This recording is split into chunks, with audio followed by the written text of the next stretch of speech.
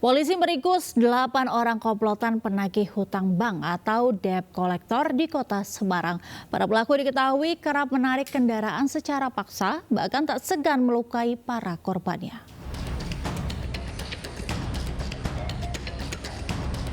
Tim Jatanras Resmob Subdit 3 di Ditreskrimum Polda Jawa Tengah melakukan penangkapan debt collector di beberapa lokasi di kota Semarang. Aksi penangkapan berlangsung dramatis lantaran para pelaku terus melawan petugas. 8 pelaku debt collector yang diketahui melakukan penarikan kendaraan secara paksa di 2 lokasi, yakni Jalan Pemuda dan Jalan Kedung Mundu Semarang. Para pelaku ditangkap usai mendapat laporan para korbannya. Pelaku diketahui kerap menarik paksa kendaraan korbannya, bahkan tak segan menganiaya jika korban tak menuruti perintahnya. Jadi perbuatan mereka yang salah, ada mengancam, kemudian 170 melakukan pengeroyokan, pemukulan, kemudian intimidasi, pengancaman, kemudian mengambil barang tanpa seizin pemilik. Untuk mengungkap jaringan pelaku, polisi turut menetapkan DPO terhadap 8 pelaku lain. Satu diantaranya merupakan seorang direktur dari perusahaan leasing.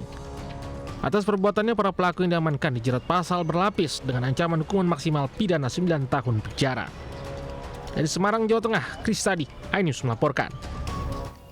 Tim gabungan menyergap seorang pria di ruas jalan tol Kabupaten Pasuruan, Jawa Timur karena terduga melakukan tindak pencurian dan pemberatan milik wisatawan di Pulau Bali. Saat diamankan, perampok berusaha kabur dengan naik travel minibus dari Bali, Surabaya.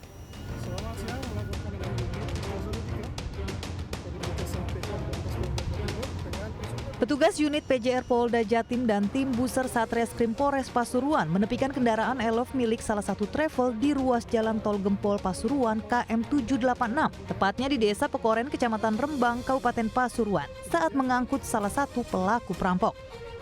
Saat disergap, pelaku pencurian wisatawan di Villa Puri Ayoga, Kecamatan Ubud, Bali, dikeluarkan dari kendaraan oleh polisi.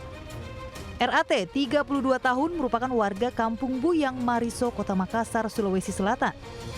Pengejaran dilakukan usai mendapatkan laporan dari unit reskrim Polsek Ubud, Polres Gianyar, dan Polda Bali jika ada pelaku pencurian yang kabur menumpang mobil travel ke arah kota Surabaya. Setelah melakukan penggeledahan, memang betul bahwa kendaraan alat tersebut melintas, sehingga dilakukan pengejaran dan dihentikan untuk dilakukan pengamanan terhadap terduga pelaku dengan inisial RAT. Selanjutnya RAT yang dijerat tindak pidana pencurian dengan pemberatan diamankan ke Mapolres tempat dan akan dibawa ke Pulau Bali untuk diserahkan ke Polres Gianyar. Dari Pasuruan, Jawa Timur, Jaka Samudra, iNews melaporkan. Pemirsa, 2 orang pekerja operator alat berat tersengat arus listrik di lokasi banjir bandang dan longsor di Hasundutan, Sumatera Utara. Sebelumnya, korban tersengat karena alat berat beko yang mereka pergunakan sempat mengenai kabel listrik.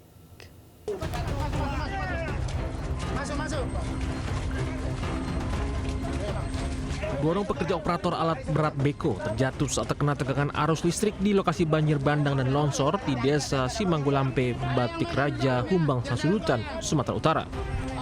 Dua orang pekerja operator Gentry Lumban Gaul 36 tahun dan Ferry Banjarnahor 33 tahun langsung dibawa ke Puskesmas Bakti Raja untuk pengobatan.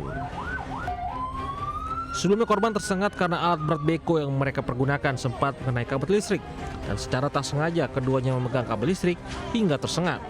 Seorang warga juga ikut terkena tegangan arus namun berhasil selamat.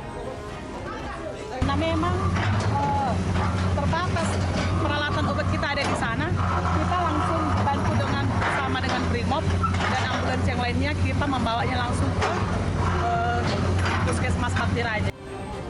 Kini kedua korban masih menjalani perawatan akibat luka bakaran yang diderita.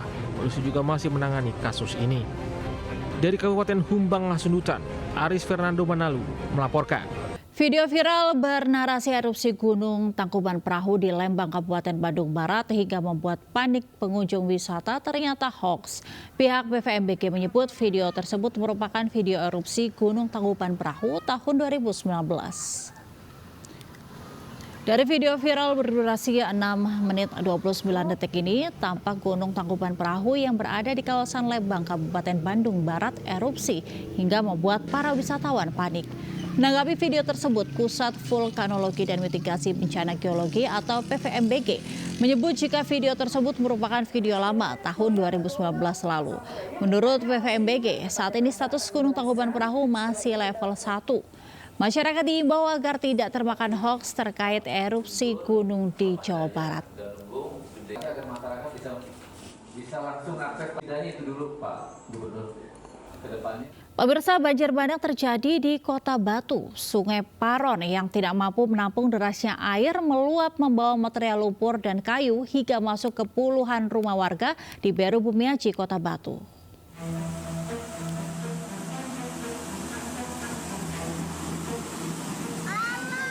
Inilah detik-detik video amatir rekaman warga yang merekam datangnya banjir bandang secara tiba-tiba di Sungai Paron, Kota Batu menjelang Jumat sore. Dalam sekejap, air dengan volume besar dan cukup deras bercampur lumpur menerjang permukiman dan masuk ke puluhan rumah warga di Dusun Beru, Desa Bumiaji, Kecamatan Bumiaji, Kota Batu.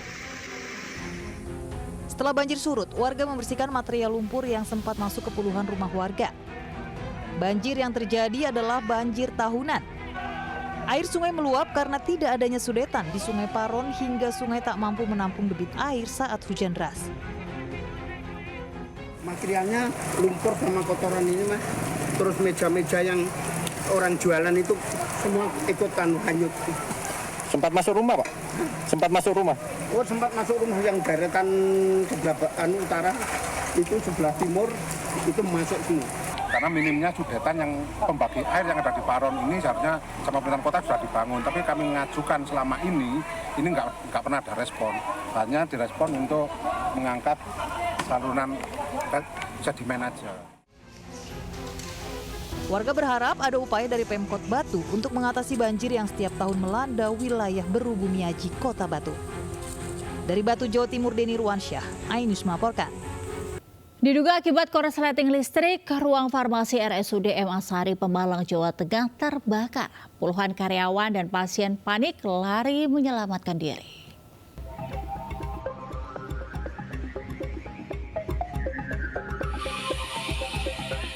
Kepulan asap tebal membumbung tinggi dari kebakaran ruang farmasi Rumah Sakit Umum Daerah Dr. Azhari Pemalang, Jawa Tengah, Jumat sore. Puluhan karyawan dan pasien berada dekat lokasi panik berhamburan keluar dan menyelamatkan diri. Beberapa karyawan dibantu warga berupaya memadamkan api dengan alat seadanya. Petugas damkar pun sempat kesulitan menjinakkan api karena ruangan tertutup asap tebal. Api berhasil dipadamkan sejam kemudian.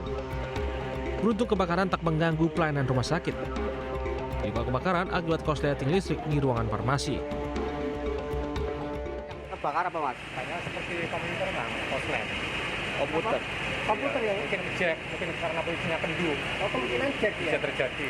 Baunya sangat menyengat, itu karena karena asap Mas. Asap jadi ya? kan kita, Tapi obat-obat banyak yang terbakar nggak? obat aman. Aman ya? Aman.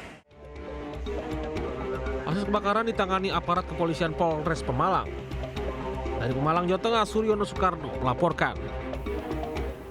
Pemirsa, puluhan kendaraan roda 2 yang parkir sembarangan di wilayah Kembangan, Jakarta Barat digembosi oleh petugas Sudinhub Jakarta Barat.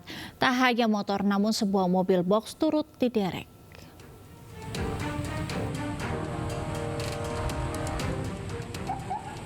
Operasi cabut pentil ini digelar petugas dari Sudin Perhubungan Jakarta Barat. Operasi cabut pentil ini dilakukan di dua lokasi, yakni Jalan Pengampunan dan kawasan Puri CNI Kembangan, Jakarta Barat. Dalam operasi cabut pentil ini tidak ada perlawanan dari pemilik kendaraan. Mereka hanya bisa pasrah menyaksikan kendaraannya digembosi oleh petugas. Tak hanya motor, sebuah mobil box turut diderek karena terlibat parkir liar di bahu jalan. Penertiban parkir liar sesuai Perda 5 tahun 2014. Selama ini memang marak sekali di wilayah Kecamatan Kembangan, terutama parkir liar yang tidak sesuai dengan tupoksinya, yaitu terutama roda 2 dan roda 4. Operasi cabut pentil dan penderekan ini dilakukan untuk menertibkan pengguna kendaraan untuk tidak sembarangan parkir di bahu jalan yang bisa mengakibatkan kemacetan arus lalu lintas.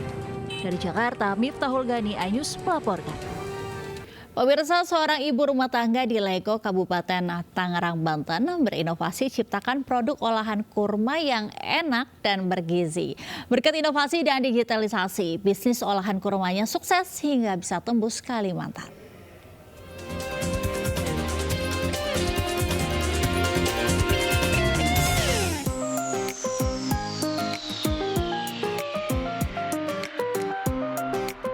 Berawal dari usaha musiman saat Lebaran, Lilia, seorang ibu rumah tangga di Legok, Kabupaten Tangerang, Banten, kini sukses mengembangkan UMKM olahan kurma. Berkat ide kreatifnya, Lilia menyajikan aneka olahan kurma yang lezat dan bergizi, mulai dari coklat kurma hingga kopi kurma.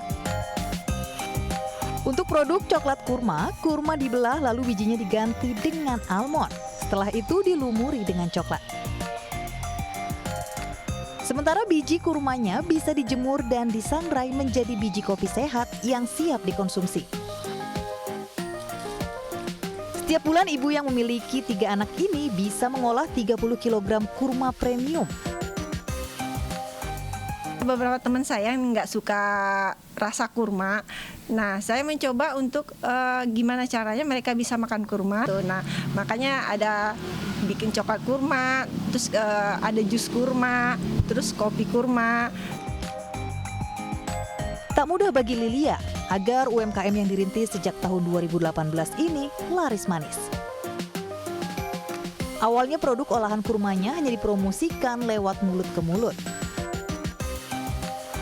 Namun kini UMKM-nya kian maju berkat adanya pendampingan dari BRI dalam berbagai pelatihan, mulai dari pembukuan hingga pengemasan produk.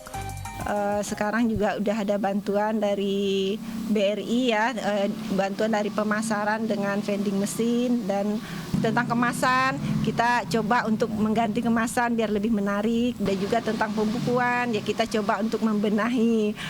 Untuk mendukung UMKM melalui pelatihan dan inkubasi secara gratis, Mbak. Selain itu kita juga mengadakan proses sertifikasi secara gratis dan saluran bazar untuk membantu pasar.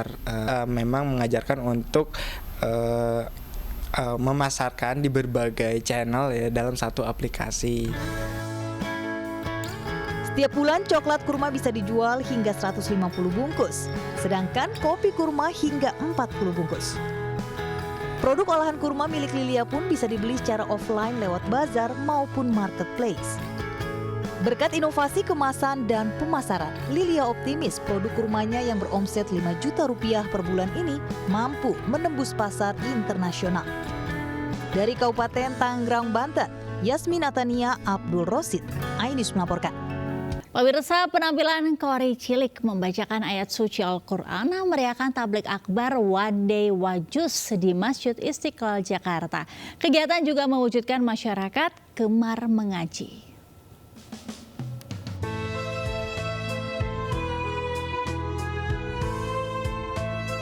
Penampilan para Kori Cilik, ikhwan dan akhwat membacakan ayat suci Al-Quran memukau para jemaah yang hadir.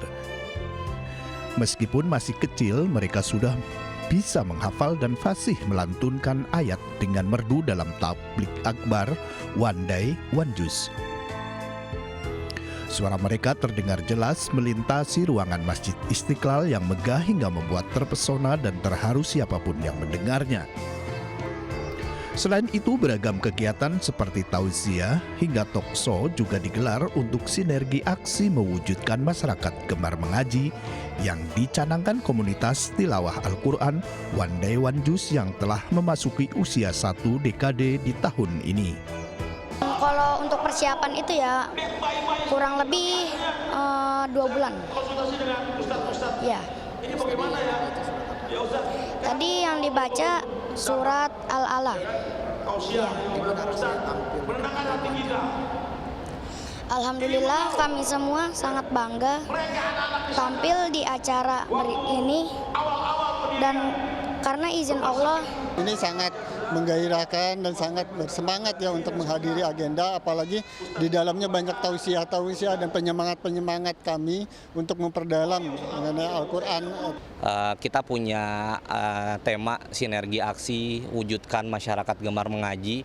Kami ingin mengajak masyarakat khususnya yang ada di Indonesia ya, umumnya seluruh luar negeri, itu untuk ikut gabung ke komunitas One Day One News dan mengajak masyarakat sebanyak-banyaknya untuk membaca Al-Quran, minimal 1 hari 1 ayat. Pengembangan bakat anak dalam membaca Al-Quran harus ditanamkan dalam keluarga sejak dini agar terbiasa dan meningkatkan kecintaan anak terhadap agama dan kelak menjadi pribadi yang berakhlak mulia. Dari Jakarta, Rizky Ikhwal, Indra Okta, iNews melaporkan.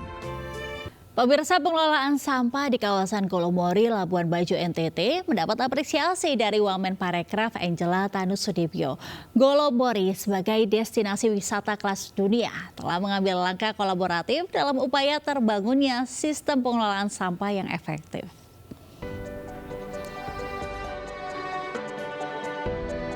Masyarakat Desa Golomori di Labuan Bajo, Nusa Tenggara Timur berhasil melakukan kolaborasi dalam pengelolaan sampah dalam mewujudkan pariwisata berkualitas dan berkelanjutan di salah satu destinasi pariwisata super prioritas ini. Golomori yang hanya berjarak 25 km dari Labuan Bajo ini bekerja sama dengan tim Todo Kama dan Goto Impact Foundation melakukan pengelolaan sampah secara holistik dan praktek pertanian regeneratif. Dengan pengelolaan sampah, nanti dari sampah itu bisa bermanfaat untuk pertanian juga, begitu ya. Lalu dari pertanian kan menghasilkan sampah lagi. Nah, muter aja terus itu, kurang lebih seperti itu. Jadi program yang kita intervensi di sini bersama masyarakat adalah pengembangan sektor pariwisata, tapi yang didukung dengan pengolahan sampah yang lebih baik. Nah, tentunya nanti dampak yang dibawa ke sini adalah tidak hanya peningkatan dari segi perekonomian, tapi juga perbaikan dari segi kondisi lingkungan dan juga sosial masyarakat setempat. Program pendampingan pengembangan pariwisata yang didukung pengelolaan sampah ini melirik potensi pertanian seluas 100 hektar di Desa Golomori yang dapat menyuplai kebutuhan hotel dan restoran di Labuan Bajo. Dari Manggarai Barat, NTT, Gekio Viana, iNews melaporkan. Pemirsa, calon presiden nomor urut 3 Ganjar Pranowo menghadiri kuliah kebangsaan di kampus Universitas Muhammadiyah Cirebon, Jawa Barat.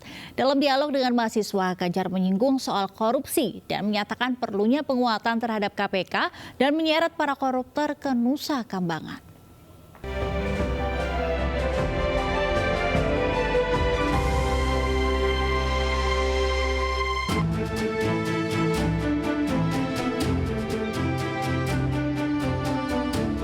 Kedatangan calon presiden nomor urut 3 Ganjar Pranowo di kampus Muhammadiyah Cirebon, Jawa Barat disambut sivitas akademis kampus.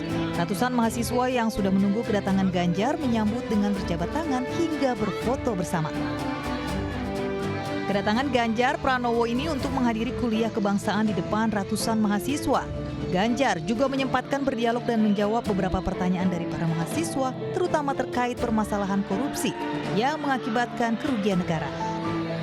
Ganjar Pranowo menilai perlunya tindakan yang ekstra, diantaranya penguatan lembaga KPK hingga menyeret para pejabat yang korupsi ke Nusa Kambangan.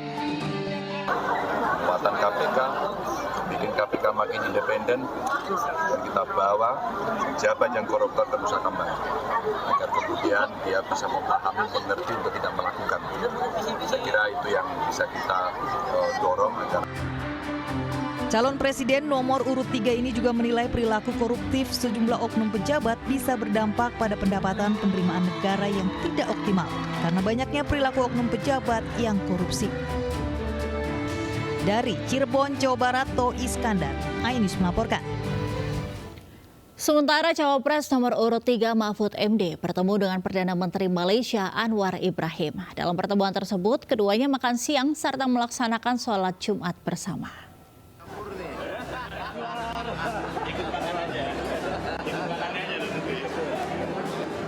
Cawapres nomor urut 3 Mahfud MD bertemu dengan Perdana Menteri Malaysia Anwar Ibrahim di Kuala Lumpur, Malaysia, Jumat waktu setempat. Keduanya berbincang hangat dan makan siang bersama. Selanjutnya, Mahfud MD dan PM Malaysia Anwar Ibrahim lakukan sholat Jumat di Masjid Persekutuan dan nantinya mengadakan pertemuan tertutup. Mahfud MD mengaku bersahabat baik dengan Anwar Ibrahim. Pertemuan ini dilakukan untuk mempererat silaturahmi dan kunjungan sahabat. Sebelumnya, Mahfud MD bertemu dan berdialog bersama mahasiswa dan pelajar Indonesia serta para pekerja migran Indonesia di Malaysia.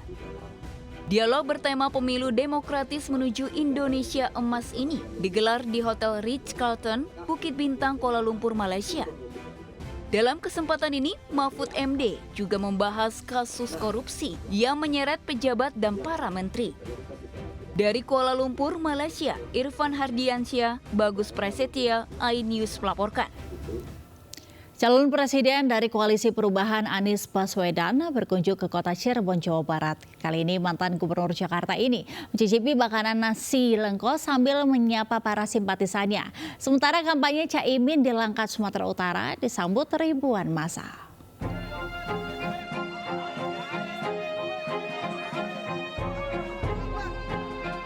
Kehadiran Capres nomor urut 1 Anies Baswedan di kedai nasi lengko di kota Cirebon, Jawa Barat disambut sejumlah relawan dan simpatisan yang sudah lama menunggunya.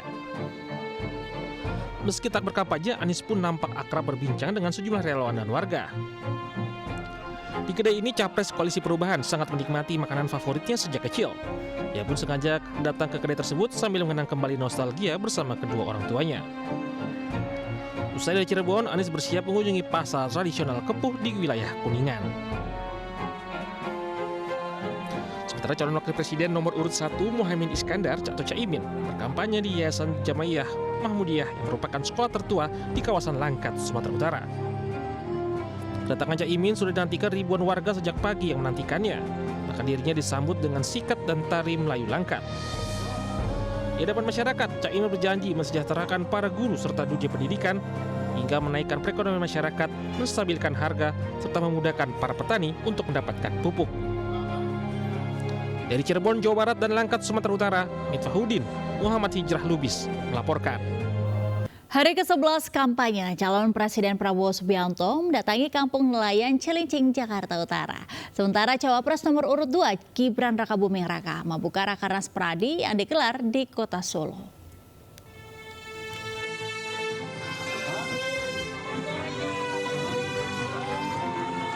Bersama seorang YouTuber, Bobon Santoso yang terkenal dengan konten memasak porsi jumbo, calon presiden nomor urut 2 Prabowo membantu mengaduk dan menyantap masakan di kawasan pesisir Kalibaru, tepatnya Kampung Nelayan Cilincing, Jakarta Utara. Prabowo juga ikut menghibur warga setempat dengan menari di atas panggung. Saat meninggalkan lokasi, capres nomor urut 2 itu juga membagikan sejumlah baju yang disambut dengan antusias warga. Sementara cawapres nomor urut 2 Gibran Rakabuming Raka tidak berkampanye, namun salah satu kegiatannya membuka Rakernas Pradi yang digelar di sebuah hotel di kota Solo, Jawa Tengah. Ketua Umum Dewan Pimpinan Nasional Otto Hasibuan dan Gibran dipersilakan membuka Rakernas yang ditandai dengan pemukulan gong. Menurut Ketua Umum Dewan Pimpinan Nasional Otto Hasibuan, Rakernas Pradi di kota Solo yang dihadiri Wali Kota Solo Gibran Rakabuming Raka tak ada kaitannya dengan dukung-mendukung capres-cawapres. Dari Jakarta dan Solo, tim liputan iNews melaporkan. Terima kasih Anda masih bersama kami di Lintas News Pagi akhir pekan. Pemirsa, sempat terobang-ambing di tengah laut, bangkai seekor ikan paus sperma sepanjang 11 meter terdampar di tepi pantai Double Six kawasan Kuta Badung, Bali. Bangkai paus langsung dikubur karena sudah membusuk dan keluarkan bau tak sedap.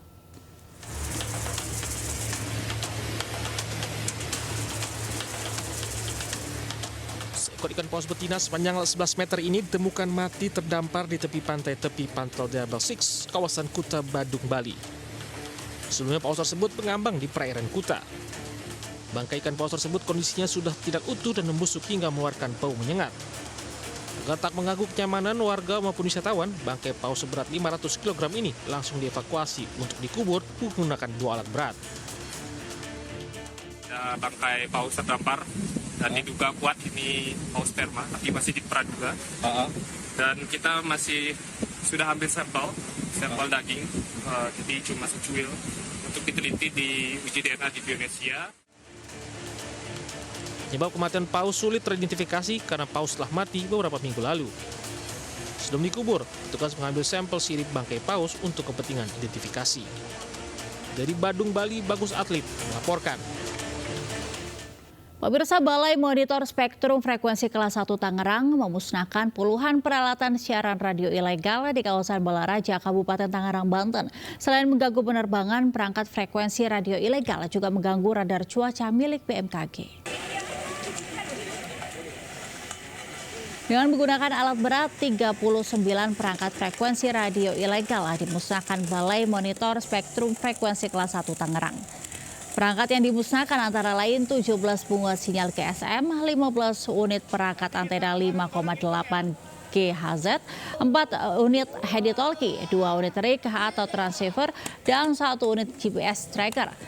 Penertiban dilakukan lantaran perangkat frekuensi radio ilegal mengganggu penerbangan dan radar cuaca milik Badan Meteorologi, Klimatologi, dan Geofisika atau BMKG.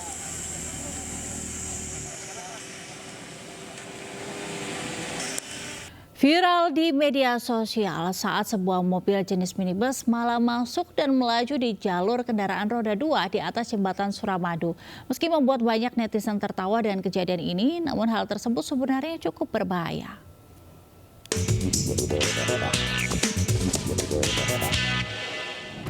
Ya guys, ngantuk ngarah guys, mobil guys salah masuk guys. Video amatir warga merekam sebuah mobil minibus melintas di jalur roda 2 jembatan Suramadu, Madura, Jawa Timur. Video ini pun viral di media sosial. Pengendara mobil dengan santai mengendarai kendaraannya dari arah selatan, membuat pengendara sepeda motor ragu untuk mendahului sebab jalur sempit. Para pengendara motor di belakangnya pun menduga supir minibus mengantuk hingga berkendara di jalur yang salah. Meski menimbulkan gelak tawa, insiden ini dinilai berbahaya karena selain lajur yang sempit, landasan tidak dirancang untuk dilewati kendaraan selain sepeda motor. Semenjak Suramadu itu digratiskan, banyak terjadi pelanggaran di Suramadu. Jadi harapannya pihak kepolisian dan jasa marga standby kembali dan bertugas di sana agar mengurangi pelanggaran di sana.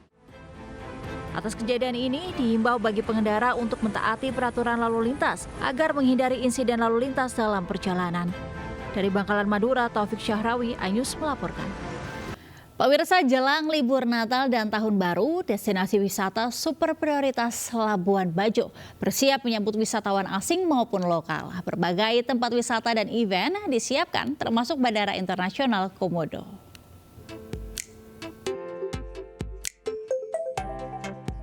Event Picnic Over the Hill atau piknik di atas bukit menjadi salah satu daya tarik wisatawan berkunjung ke destinasi wisata super prioritas Labuan Bajo di Nusa Tenggara Timur, NTT. Digelar di atas bukit Parapuar, event ini menawarkan nuansa pemandangan matahari terbenam dengan viewpoint 360 derajat. Menparekraf Sandiaga Uno mengapresiasi event yang digelar kantor Badan Otorita Labuan Bajo Flores ini. Dalam kunjungannya di Labuan Bajo, Menparekraf Sandiaga Salahuddin Uno juga mengecek kesiapan Bandara Internasional Komodo dalam menyambut libur Natal dan Tahun Baru. Bandara Komodo ditargetkan bakal menerima kunjungan 1 juta wisatawan di tahun 2024. Memang yang menjadi keluhan dari masyarakat Parekraf ini adalah harga tiket yang masih mahal. Oleh karena itu kita akan menambah jumlah penerbangan dan ketersediaan kursi seiring dengan kesiapan daripada ekosistem Parekraf di sini. Di Labuan Bajo, Menparekraf bersama Menteri BUMN Erick Thohir juga menghadiri Forum Kemitraan Bisnis Indonesia Tiongkok keempat. Forum yang menghadirkan pemerintah dan lebih dari 300 pengusaha Tiongkok ini berfokus pada diskusi interaktif antara pemerintah dan pelaku usaha dalam proyek strategis Indonesia-Tiongkok. Dari Labuan Bajo, Nusa Tenggara Timur, Gesio Viana, iNews melaporkan.